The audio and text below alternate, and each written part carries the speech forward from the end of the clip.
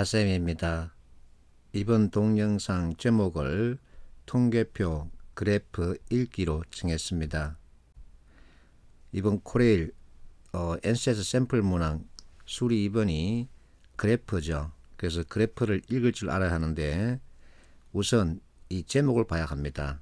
제목이 물가지수죠. 그러면 자, 상품의 개별 가격과 물가는 어떻게 다른지, 그리고 물가 지수가 무엇인지 이 개념에 대한 이해가 있어야 이 문제를 쉽게 풀 수 있겠죠.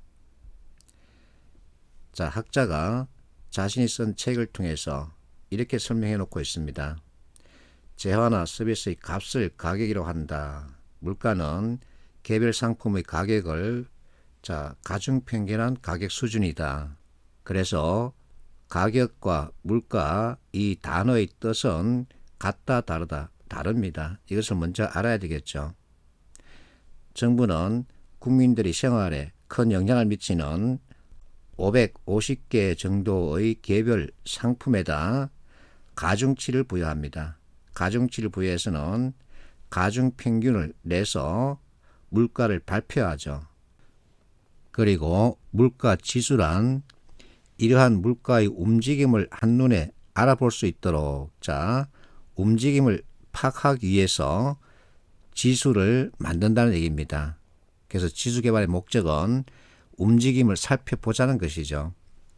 그 기준 시점을 100으로 정해놓고 이제 지수 값을 구한 것이죠. 자, 여기서 가격은 측정치입니다. 실제 값을 확인했다는 얘기죠. 그럼 물가, 이것은 측정치가 아니고 공식에 대입했을 때 여기서는 가중평균 공식에 대입해서 만든 산출치죠. 물가지수 역시 측정치가 아니라 산출치입니다. 그래서 분모와 분자 관계식을 만들어 놓고 이 관계식에 분모, 분자 대입했을 때 나온 값, 이것이 바로 물가 그리고 물가지수죠.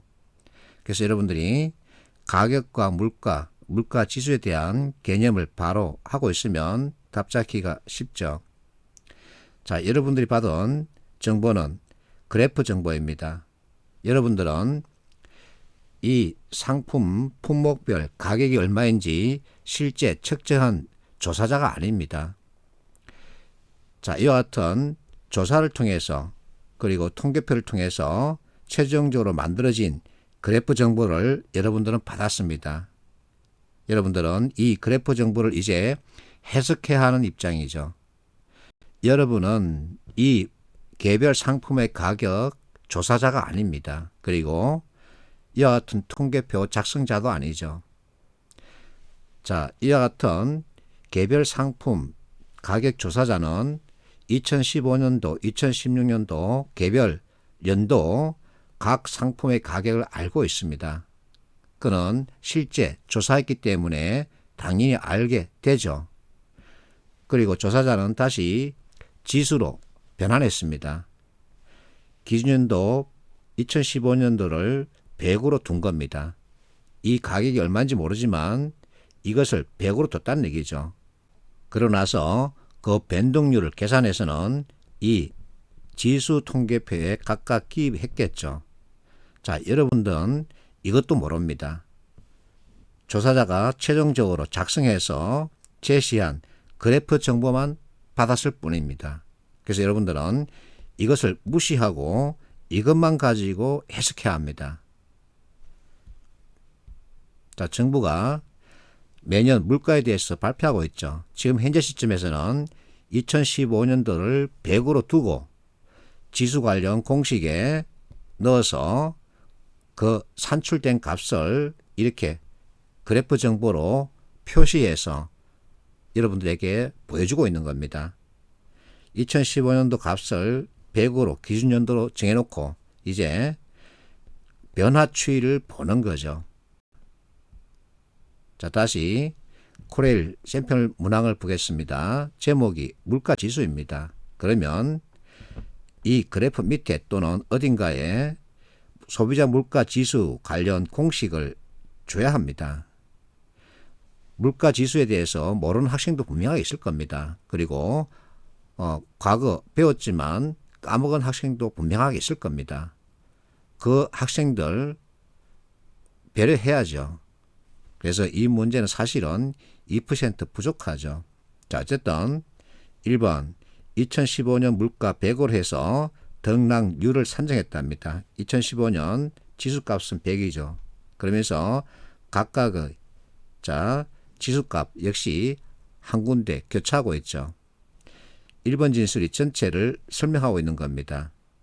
2번 자장면. 자장면이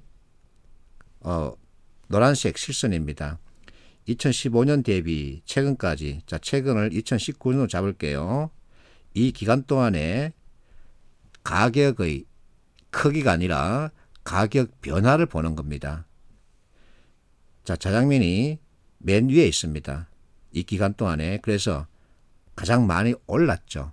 얼마 오른지는 모르지만 가장 많이 올랐습니다.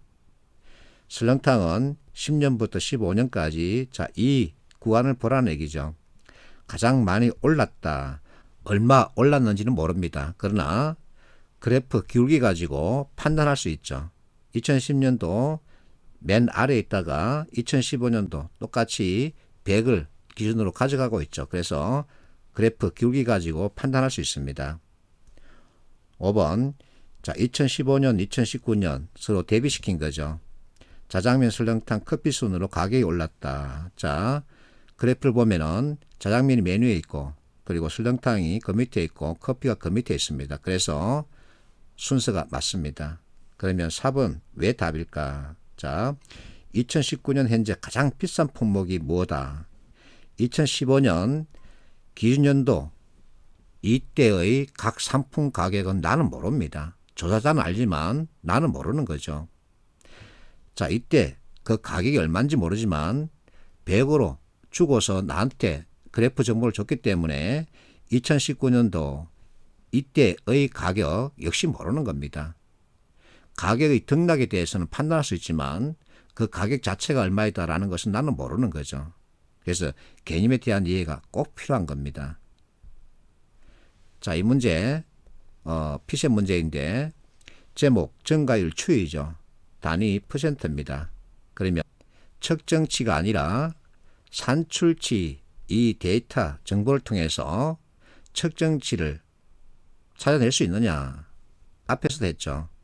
지수 관련 이와 같은 정보를 통해서 측정치 즉 짜장면, 설렁탕, 커피 이와 같은 가격 그 크기를 찾아낼 수 있느냐. 아닙니다. 못합니다. 얼마인지 모르지만 100으로 뒀다는 얘기입니다. 여기서도 마찬가지죠. 그래서 답을 바로 찾을 수 있죠. 인구수 크기는 모르는 겁니다. 변화 추이는 알 수 있지만 인구수 크기 그 자체 즉 이게 측정치죠. 실제 측정해서 얻은 값을 말합니다. 이것은 모르는 거죠. B번 역시 피셋 문제인데 가격 지수입니다. 그러면 이 지수라는 제목을 보는 순간 나는 실측 데이터를 보는 것이 아니라 지수 데이터를 보고 있다는 겁니다. 그래서 지수 관점으로 봐야 하는 거죠. 지수 관련 제목이면 필히 지수를 어떻게 산출했는지 그 공식을 제시하게 되어 있습니다. 분모의 해당 지역 1월이죠. 분자에는 N월입니다. 그래서 내가 학생들에게 묻습니다. 가, 나, 다 지역의 1월 아파트 지수가 100이다. 그러면 가, 나, 다 지역의 1월 아파트 가격은 같을까 다를까? 모르죠. 왜? 같을 수도 있고 다를 수도 있고. 조사자는 실제 아파트 가격을 확인해서 이와 같은 통계표를 만들었죠. 그러고 난 다음에 지수화해서는 그 지수 통계표를 여러분에게 준 겁니다. 그래서 여러분들은 실측 데이터를 받지 않았기 때문에 가, 나, 다 지역의 아파트 가격을 모르는 겁니다.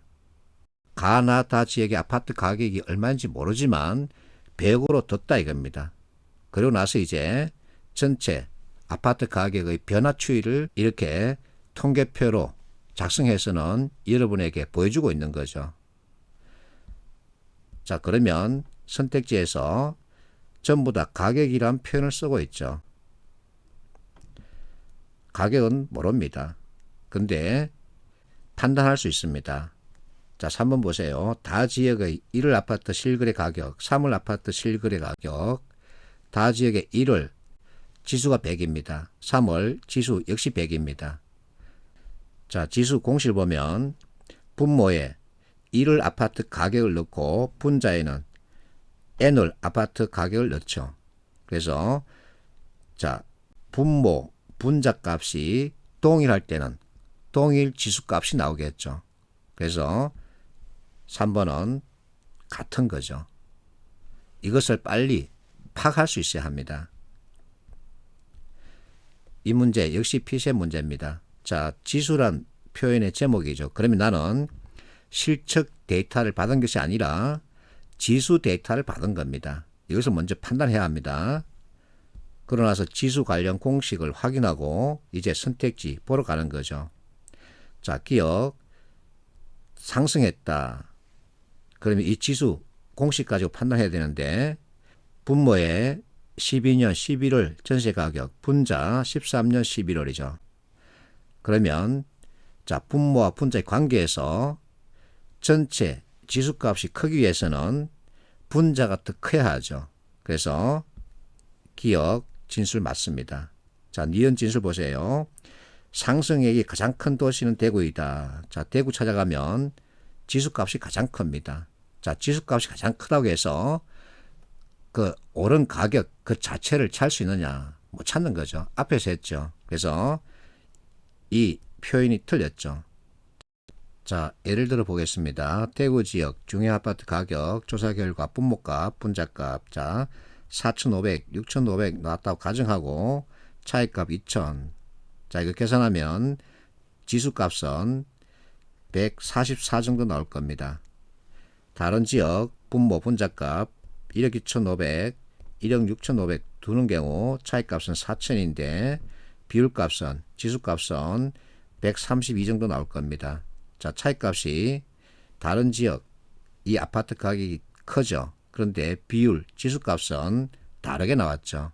그래서 이 상승액 그 자체 크기를 판단할 수 있느냐 못하는 거죠. 실적 데이터가 없기 때문이죠.